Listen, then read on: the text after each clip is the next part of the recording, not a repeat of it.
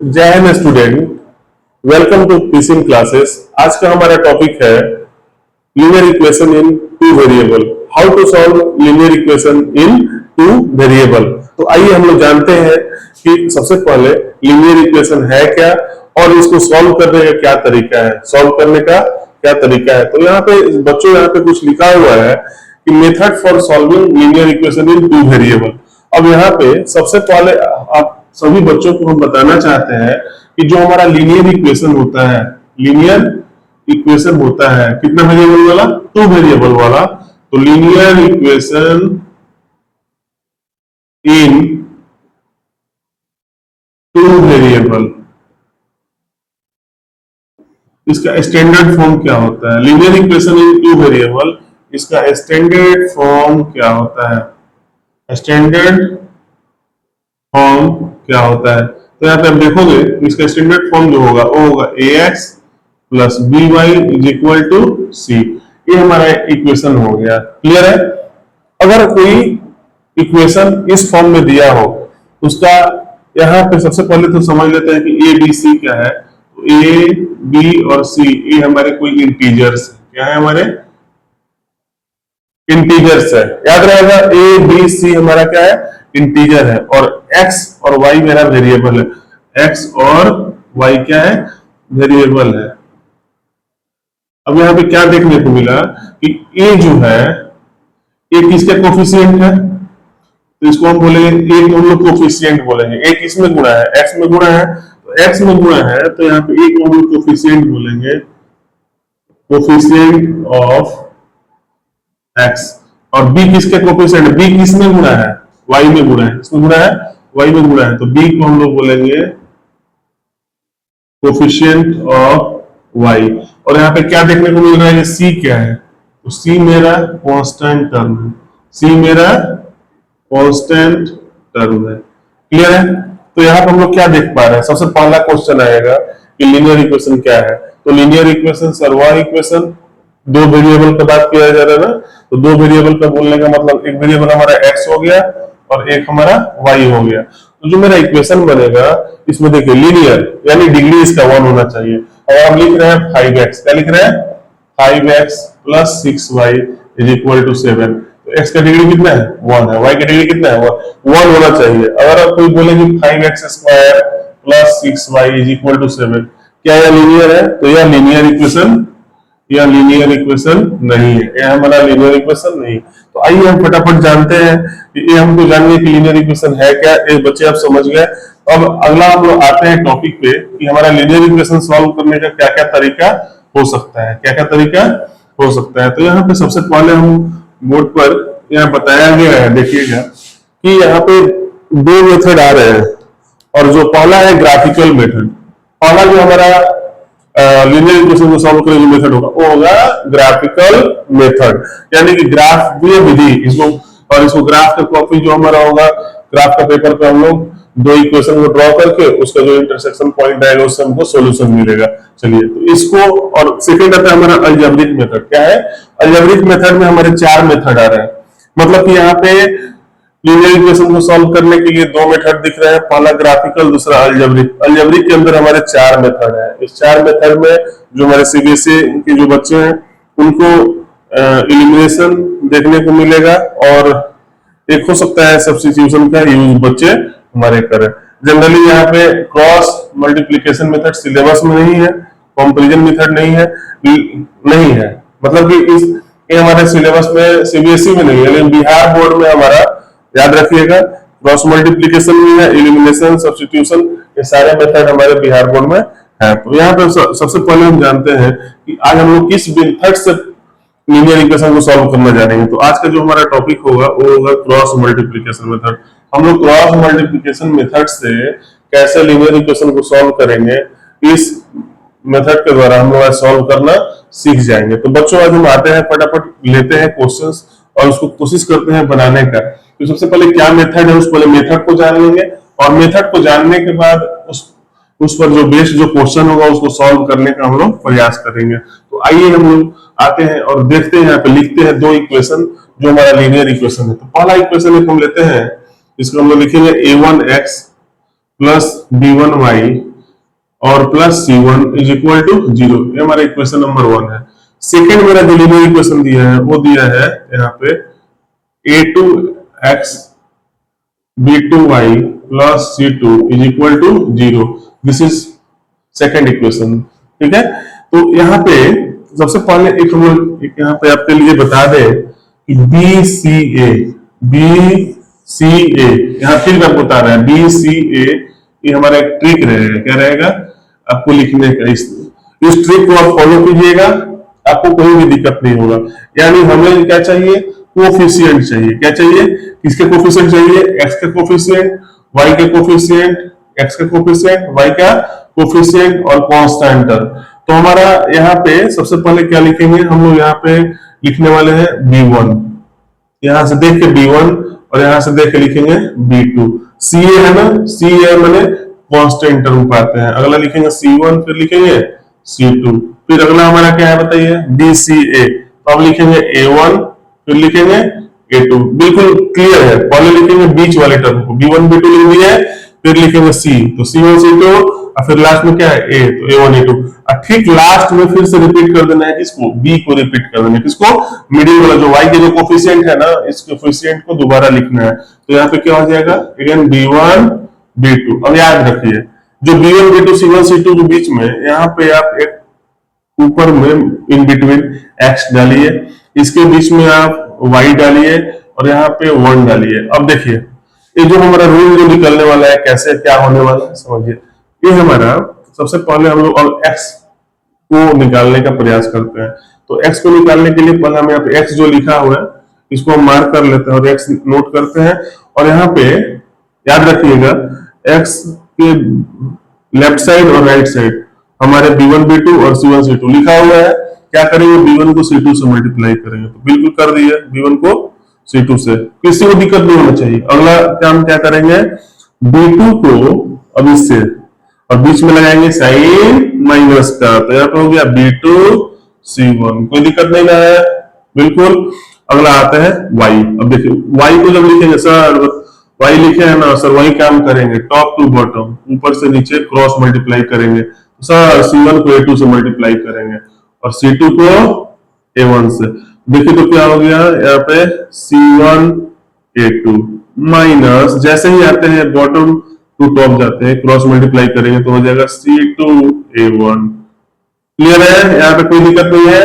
बोलो sir next term मेरा 1 है, इन दोनों बीच में क्या है 1, तो 1 लिख देंगे और ऐसे ही अपॉन देते हैं। तो आते हैं डिनोमिनेटर में, फिर से क्रॉस मल्टीप्लाई होने वाला मेरा A1 से B2 में, A1 से B2 में, और माइनस साइन लेकर के लिखेंगे A2 B1। क्या लिखेंगे, A2 B1। यहां तक हो गया। अब बोलेंगे कि हमारे तीनों क्या है, अगर हम लिख रहे हैं A is equal to B is equal to C, तो क्या हम बोल सकते हैं कि ये तीनों बराबर है। इसका मतलब कि A जो है B के इक्वल है, B किसके इक्वल है, C के। तो क्या हम ये नहीं बोल सकते हैं सर A जो है C के इक्वल है। अगर इसके पास 10 है, इसके पास 10 है, इसके पास 10 है, आपस में सारे क्या हो रहे हैं, हमारे इक्वल हो रहे हैं। तो यहाँ पे देखिए अगर तीनों आपस में इक्वल है और हम बोले कि एक रोहन है, मोहन है, सोहन है, तीनों के पास 1000 है, तो रोहन मोहन के बराबर है पैसा के मामले में, रोहन सोहन के बराबर है। रोहन यहाँ पे अगर रोहन है, यहाँ पे मोहन है और यहाँ पे सोहन है, और सबके पास कितना है 1000, मतलब कि रोहन किसके बराबर है, सोहन का, मोहन सोहन का आपस में, और मोहन भी सोहन का आपस में बराबर है, क्योंकि सबके पास 1000 है, सबको कोरिलेट हम यहाँ पे कर सकते हैं। तो इसी चीज को फॉलो करते हुए हम लोग यहाँ पे भी क्या करेंगे, फर्स्ट वाला जो है x वाला टर्म इसको हम लोग लिखेंगे और यहाँ पे लिखेंगे B1 C2 minus B2 C1 is equal to 1 by, इसको लास्ट वाले से रिलेट करेंगे। देखो ये जो हमारा टर्म है ना, ये इसके घर जाएगा, इनवाइट, इसके घर मान लो फंक्शन है, एक एक बेचारा इनवाइट किया इसको x को, तो ऑब्वियसली पहले x को किया तो x जाएगा, तो अपना पर्सनली अपना जो भी ले गया और गिफ्ट उसको देगा। तो पर्सनली ये लोग क्या किया, आपस में कन्वर्सेशन किया, बात किया। अब देखिए यहाँ पे जब बातचीत हुआ तो देखिए क्या हुआ, एक्स बेचारा गया था लेकर के अपने साथ, तो गिफ्ट तो अपने साथ लेके आएगा नहीं, ये क्या करेगा, इसको पकड़ा करके इसको चला जाएगा। अब देखिए होगा क्या, यहाँ पे y के नीचे है, अगर x के जैसे कहीं दिया रहता है x/4 इज इक्वल टू 6, आप पढ़े हो ना, क्या पढ़ते हो, ये डिवाइड में है 5, क्या है डिवाइड में, अपॉन में है, और डिनोमिनेटर में है तो इधर जाएगा, डिवाइड में है मतलब इधर जाएगा तो मल्टीप्लाई में, तो x is equal to 6 into 5, x equal to क्या हो गया 30 हो गया, मतलब कि जाके इधर मल्टीप्लाई हो गया। तो सिंपली हम यही काम यहाँ पे भी बाबू करने वाले हैं। क्या करने वाले हैं सर, ये हमारा क्या है डिवाइड में है, इधर जाएगा तो मल्टीप्लाई हो जाएगा, तो x इज इक्वल टू क्या हो जाएगा, देखना वो क्या मिलेगा बताइए, x इज इक्वल टू मिलेगा मेरा b1c2 minus b2c1 upon a1 b2 minus a2 b1, ये हमारा x निकल गया। क्लियर है? बोले सर अब x तो मिल गया, अब हमारा y भी मिलना चाहता है, y अपना गिफ्ट को देना चाहता है किसको, हमारे लास्ट वाला जो टर्म है इसको। तो देखिए अब इनवाइट किया है y को, तो y भी गया बेचारा अपना इनवाइट, जो भी अपना गिफ्ट लेकर गया है वो इसको अभी देने के लिए चला गया। देखिए अब हो क्या रहा है यहाँ पे, अब कहानी में क्या ट्विस्ट आएगा बताओ, ये अपना गिफ्ट देकर के चला आया, अब ये भी गया देखो, अब ये जाने के बाद बोले कि सर हमको भी तो देना है गिफ्ट, तो बिल्कुल देगा, वाई गया अपना गिफ्ट, इसको ए डिवाइड में रूल क्या है यहाँ पे कि अगर यहाँ पे गिफ्ट कहाँ था बताओ, गिफ्ट यहाँ पे कहाँ था, देखिए न्यूमरेटर इसको बोलते हैं न्यूमरेटर, ऊपर वाले को इसको डिनोमिनेटर, डिनोमिनेटर में है डिवाइड में है, नीचे जाएगा ऊपर जाएगा, जैसे ही इक्वल के अपोजिट साइड जाएगा तो हमारा हो जाएगा मल्टीप्लाई में, तो मल्टीप्लाई में होगा यानी ऊपर जाने वाला है, तो ये हो जाएगा C1 A2 माइनस ए हमारा चला गया ऊपर, ये कहाँ चला गया ऊपर लिख देंगे, और y अकेले बच जाएगा, y क्या बच जाएगा अकेले, तो देखिए C2 A1 बटा A1 B2 minus A2 B1, देखिए हमारा क्या निकल गया, y का वैल्यू निकल गया। एक काम कीजिए आप लोग यहाँ पे इसका स्क्रीनशॉट लेकर के रख लीजिए, इसको आप नोट कर लीजिएगा, ये हमारा फॉर्मूला हो गया। अब इसके बेस पे कैसे हम लोग क्वेश्चन सॉल्व करेंगे इसको हम लोग बिल्कुल देख लेते हैं, एक एग्जांपल लेंगे और उस एग्जांपल को देखते हुए इसको हम क्या कर लेंगे सॉल्व कर लेंगे। और आपको ट्रिक क्या याद रखना है, सबसे पहला काम है कि जो भी लीनियर इक्वेशन दिया होगा उसको इस फॉर्म में बदलना।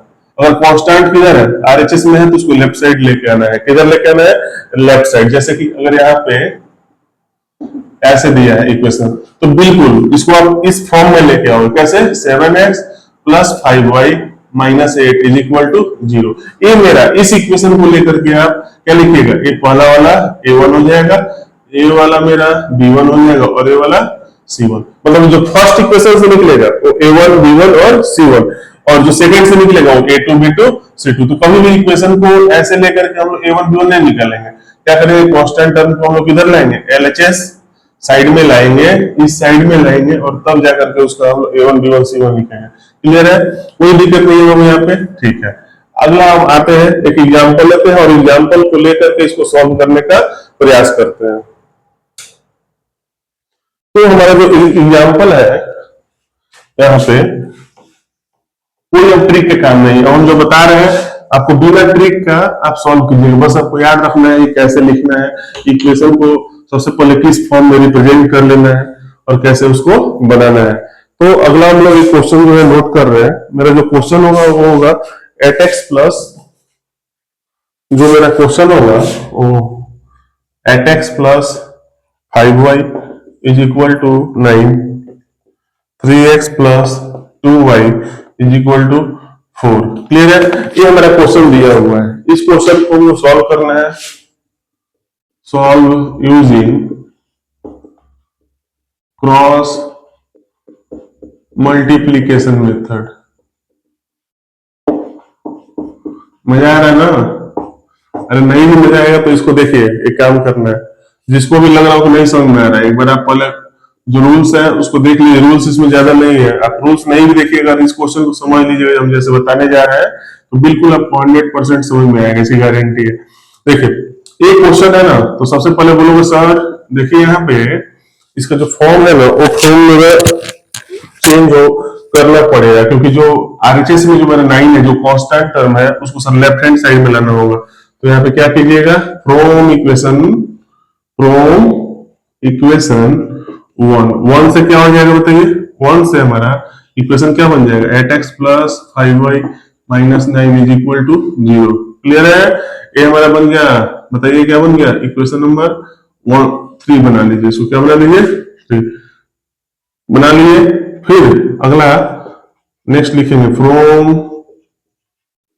इक्वेशन इक्वेशन 2 मेरा ए वाला है। इस इक्वेशन से देखिए तो क्या है, 3x प्लस 2y और 4 मेरा आरएचएस में इधर आएगा तो क्या हो जाएगा, -4 is equal to 0। Equation number 4। तो यहाँ पे क्या देखे, 1 बन गया 3, 2 बन गया 4। 1 क्या बन गया, 1 और 3 सेम है, ये क्या है, ये सेम है। उसी तरह इक्वेशन 2 और 4 क्या है, इक्वेशन 2 और 4 क्या है, आपस में सेम है। इक्वेशन 2 और 4 आपस में सेम है। यहाँ पे इक्वेशन 2 और 4 भी क्या है, आपस में सेम है। तो नेक्स्ट हम यहाँ पे देखने जा रहे हैं कि कैसे इसको सॉल्व करेंगे। तो आइए देख लेते हैं। थोड़ा सा कॉम्प्लेक्स इसलिए आपको लग रहा होगा कि सर इक्वेशन नंबर क्यों माने। आप नंबर नहीं भी मानिएगा तो चलेगा, लेकिन आपको चेंज तो करना पड़ेगा। ये जो आरएचएस में है इसको लेके आना पड़ेगा लेफ्ट हैंड साइड में। ये इक्वेशन थर्ड से देखते हैं, मेरा A1 क्या है, यहाँ पे लिख लेते हैं। क्या लिखेंगे बताइए, हम लोगों का ट्रिक क्या था, BCA, याद आ रहा है ना, ट्रिक क्या था, BCA। तो सबसे पहले बी टर्म लिखने वाला है, किसको लिखने वाला है, बी को। तो बी मेरा क्या है, यहाँ पे लिख लीजिए B1 B2, फिर क्या था CA, C1 C2 A1 A2, और यहाँ पे क्या हो जाएगा, फिर से बी लिखना था, फिर से बी लिखना था, हो गया B1 B2। क्लियर है, कोई दिक्कत नहीं है यहाँ पे। अब इसी पे हम लोग क्या करेंगे, वैल्यू को रख देंगे। तो मेरा B1 B2 क्या है बताइए, यहाँ पे B1 कौन सा होगा, ए मेरा होगा, ए हो जाएगा मेरा A1, ए हो जाएगा B1, ए हो जाएगा C1, ए हो जाएगा A1 B1 और C1, ए हो जाएगा A2 B2 और C2। तो यहाँ पे लिख लेते हैं, क्लियर समझ में आ रहा है। इसको पहले इक्वेशन 3 से हम लिख लेते हैं कि मेरा A1 क्या है, A1 8 है, B1 5 है, C1 मेरा -9 है, पहला इक्वेशन से। यहाँ पे जो थर्ड इक्वेशन है ना उससे लिख लिए। फिर अगला है इक्वेशन 4 से लिख लेते हैं, A2 क्या हो जाएगा 3 और B2 क्या हो जाएगा, देखिए यहाँ पे 2 लिखा है, और C2 क्या हो जाएगा, C2 मेरा हो जाएगा -4, क्या हो जाएगा -4। ट्रिक क्या है, BCA, BC हमको दिख रहा है बी का मान, बी का मान क्या है बताओ। आज हम लोग यहाँ पे सीखेंगे लीनियर इक्वेशन को क्रॉस मल्टीप्लिकेशन मेथड से सॉल्व करना। जैसा कि यहाँ पे देख रहे हैं कि एक इक्वेशन हमें दिया हुआ है यहाँ पे 8x plus 5y is equal to 9 और 3x plus 2y is equal to 4। इसको हम लोग सीखेंगे किस मेथड से, तो लीनियर इक्वेशन। जैसा कि हमने पिछला वीडियो डाला हुआ है उसमें क्रॉस मल्टीप्लिकेशन मेथड का क्या रूल है, उसको उन चीजों को हमने बता दिया है ऑलरेडी। तो यहाँ पे सबसे पहले हम लोग यहाँ पे देख लेते हैं कि लीनियर इक्वेशन के जो स्टैंडर्ड फॉर्म होता है वो क्या होता है। तो लीनियर इक्वेशन का जो स्टैंडर्ड फॉर्म होता है वो क्या होता है, ax plus by is equal to c। Clear है। इसको हम लोग जब भी हम लोग लीनियर इक्वेशन को सॉल्व करेंगे क्रॉस मल्टीप्लिकेशन मेथड में, इसको क्या करेंगे, लिखेंगे ax plus by minus c is equal to 0। इस इक्वेशन को हम लोग को इस फॉर्म में चेंज कर देना है। मतलब जो भी हमारा इक्वेशन दिया रहेगा, जो राइट साइड में कांस्टेंट वैल्यू है, तो इसको हमको लेफ्ट हैंड साइड में लेकर के आना है। तो यहाँ पे हम लोग को जो इक्वेशन दे रखा है दोनों, इस दोनों में क्या देख रहे हैं, दोनों में देख रहे हैं कि मेरा आरएचएस में वैल्यू दिया हुआ है, एक जगह 9 दिया है और एक जगह 4 दिया है। तो हम लोग क्या करेंगे ना कि 9 को एलएचएस साइड लाएंगे। तो इसको हम लोग 1 मान लिए और इसको हमने 2 मान लिया। तो जैसे ही हम यहाँ पे लिखे तो फ्रॉम इक्वेशन 1 से हमारा जो इक्वेशन बनेगा वो क्या बनेगा, 8x प्लस 5y और 9 हमारा आ जाएगा एलएचएस साइड। तो जैसे ही इधर आया तो मेरा ए हमारा एक इक्वेशन बना, और इक्वेशन 1 का एक नया नाम देंगे इक्वेशन नंबर 3। क्लियर है। अब यही काम यहाँ पे हम लोग करने वाले हैं। फ्रॉम इक्वेशन 2 को लेकर के क्या करेंगे, फिर से एक नया इक्वेशन बनाएंगे जिसमें जो वैल्यू हमारा दिया हुआ है 4, इस वैल्यू को हम लोग इधर लाएंगे, लेफ्ट हैंड साइड में लाने वाले हैं। तो क्या लिखेंगे, मतलब क्या हो जाएगा, 3x plus 2y minus 4 is equal to 0। ये हमारा इक्वेशन नंबर 4। तो 1 किससे बना, याद रखिएगा, जो इक्वेशन 1 बना वो किससे बना, इक्वेशन हमारा जो इक्वेशन 3 बना, इक्वेशन 1 से क्या बना, इक्वेशन 3 बना। और इक्वेशन नंबर 2 से फॉर्म क्या बना, तो इक्वेशन नंबर 4 बन गया। क्लियर है। अब यहाँ पे जो हमने रूल बताया था, ट्रिक बताया था, वहां पे क्या बताया था हमने कि यहाँ बी सी ए लिखेंगे। क्या लिखेंगे, बी सी ए, और फिर लास्ट में बी। यानी हम लोग यहाँ पे टर्म लेने वाले हैं बी टर्म। बी माने क्या होता है, यहाँ पे y के कोफिशिएंट, y का कोफिशिएंट। तो हम लोग एक काम करेंगे, इक्वेशन नंबर 3 और 4 से बी टर्म को लिखेंगे। तो बी क्या है, यहाँ पे 5 है। तो देखिए सबसे पहले हम लोग क्या लिखने वाले हैं, फॉर्मूला देख लीजिए। मेरा फॉर्मूला बन जाएगा B1 B2, उसके बाद C है ना, BCA BCA, तो उसके बाद हो जाएगा C1 C2, फिर हो जाएगा A1 A2, और लास्ट में फिर हम बी टर्म लिखेंगे तो B1 B2। जैसे ही यहाँ पे हम इसको लिख रहे हैं तो क्लियर हो पा रहा है यहाँ पे कि B1 B2 की जगह पे, B1 और B2 के जगह पे क्या रखेंगे, 5 और 2, 5 और 2, क्योंकि मेरा बीच वाला टर्म y का जो कोफिशिएंट होता है, y का, यहाँ पे आप देख सकते हैं कि y का coefficient of y, coefficient of y क्या कहलाता है, b कहलाता है। और कोफिशिएंट ऑफ x वो क्या है, a है। और c क्या है, तो कांस्टेंट टर्म है। क्या है, कांस्टेंट टर्म है। तो यहाँ पर दिख गया कि यहाँ पे 5 और 2 हो गया। अगला टर्म क्या है, c लिखना है। क्या लिखना है, c। c क्या है, लास्ट टर्म, मतलब कांस्टेंट टर्म। तो -9, और यहाँ पे हो जाएगा -4। क्लियर है। अगला है a, तो a क्या हो जाएगा, a किसे कहते हैं, कोफिशिएंट ऑफ x। तो x कहाँ है यहाँ पे, तो यहाँ पे हो जाएगा 8, और यहाँ पे हो जाएगा 3, और लास्ट में क्या लिखे हैं फॉर्मूला में, b। दोबारा b लिखे हैं, तो b यहाँ पे लिखे हैं 5 2, यहाँ फिर से क्या लिख देंगे, 5 और 2। यहाँ x होगा, यहाँ y होगा, यहाँ 1 होगा। अब इस क्वेश्चन को यहाँ पे सॉल्व करने के लिए क्या करेंगे हम लोग, सबसे पहले इसको एक इक्वेशन बनाएंगे। कैसे बनाएंगे भाई, तो x लिख करके क्या करेंगे कि इसको इससे मल्टीप्लाई करने वाले हैं और इसको इससे। तो 5 इंटू -4, 5 इंटू -4 माइनस, ठीक है। अब 2 इंटू -9, क्लियर है। अब यहाँ पे y है तो y देंगे, फिर से -9 into 3 minus 8 into -4, 8 into -4 is equal to 1/8 into 2 16, 5 into 3 कितना हो जाएगा, 15। तो यहाँ पे क्या देखने को मिला हमें, यहाँ पे हमें देखने को मिला, इसको हम इरेज कर रहे हैं और इसको फिर आगे हम देख रहे हैं कैसे हमारा बनेगा। इसको नोट कर लीजिएगा यहाँ पे। क्या बचा यहाँ पे मेरा, x y -20 माइनस माइनस क्या हो जाएगा, फिर प्लस हो जाएगा, 9 2 जा 18, और यहाँ पे हो जाएगा y बाई 9 3 जा 27, और माइनस माइनस यहाँ पे फिर से क्या हो जाएगा, प्लस 8 4 जा 32 इज इक्वल टू 1/1।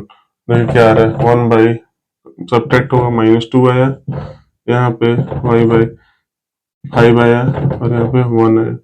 तो हम क्या करेंगे, बताए थे कि x को इक्वेट करेंगे 1 से, तो x by -2 is equal to 1। तो जैसे ही इसको इक्वेट किए तो -2 क्या है मेरा, डिनोमिनेटर में है, डिवाइड में है, इधर जाएगा तो मल्टीप्लाई में। तो x इज इक्वल टू क्या हो जाएगा, -2 इंटू 1, -2 हमारा क्या हुआ, आंसर हो गया। अब सेम वही प्रोसेस से यहाँ पे हम y को निकालेंगे, किसको इक्वेट करेंगे, y को। तो y by 5 is equal to 1, तो y इज इक्वल टू क्या हो जाएगा, 5 इंटू 1। तो यहाँ पे क्या हो गया, 5। तो यहाँ पे x का वैल्यू क्या निकल आया, -2, और y का वैल्यू क्या निकल गया, 5। ये हमारा फाइनल क्या हुआ, आंसर हुआ इस इक्वेशन का। Thank you.